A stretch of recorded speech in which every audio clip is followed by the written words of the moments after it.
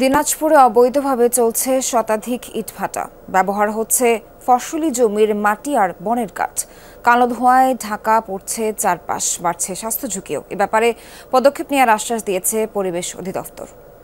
শ্রীলঙ্কা আবারও রপ্তানিতে শীর্ষে।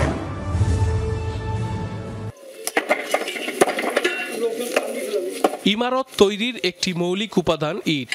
দিন দিন এর উৎপাদন বৃদ্ধিতে বাড়ছে ইট ভাটায় চুল্লির ব্যবহারও। তবে অভিযোগ আছে বেশিরভাগ মালিকই মানেন না কোনো নিয়মকানুন। বন উজাড়, কৃষির ক্ষতি ও দেশের ভূ প্রকৃতি ধ্বংস করে মাটি পুড়িয়ে তৈরি করা হচ্ছে ইট। ফলে কমছে গাছপালা, বাড়ছে স্বাস্থ্য ঝুঁকি। দেশে ইট প্রস্তুত ও ইটভাটা স্থাপন সংক্রান্ত আইন, তদারকি এবং নিয়ন্ত্রণকারী প্রতিষ্ঠান থাকা সত্ত্বেও কমছে না অবৈধ ইটভাটার দৌরাত্ম্য। লাইসেন্স ছাড়া ভাটা পরিচালনায় নিষেধাজ্ঞা আছে, অথচ দিনাজপুরে বেড়েই চলেছে সেই সংখ্যা।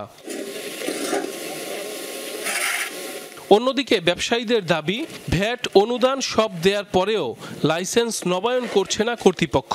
এছাড়া ভাটা চালু না করলে লোকসানের পাশাপাশি শত শত শ্রমিকের রোজগার বন্ধেরও অজুহাত রয়েছে তাদের। বিভিন্নভাবে টাকা পয়সা ম্যানেজ করে কিন্তু এই ভাটাগুলো চালায়। তাহলে এক একটা ভাটা মালিক কিন্তু অনেক ক্ষতিগ্রস্ত হয়ে যাবে। কোটি কোটি টাকা ইনভেস্ট, কোটি কোটি টাকা কিন্তু তার ধরিষ্ঠ হয়ে যাবে, সে কিন্তু পথে নামে যাবে। প্লাস এই যে একটা ভাটার সঙ্গে যে 1000 লোকের যে ভরণ পোষণ হচ্ছে, সেটাও কিন্তু ক্ষতিগ্রস্ত হয়ে যাবে। পরিবেশ অধিদপ্তরের কর্মকর্তার দাবি, অবৈধ ইটভাটা বন্ধে নিয়মিত অভিযান চলমান রয়েছে। এবছর আমাদের কাছে যে তথ্য আছে সেই বিষয়ে 192টি ভাটা পরিচালনা করা হবে।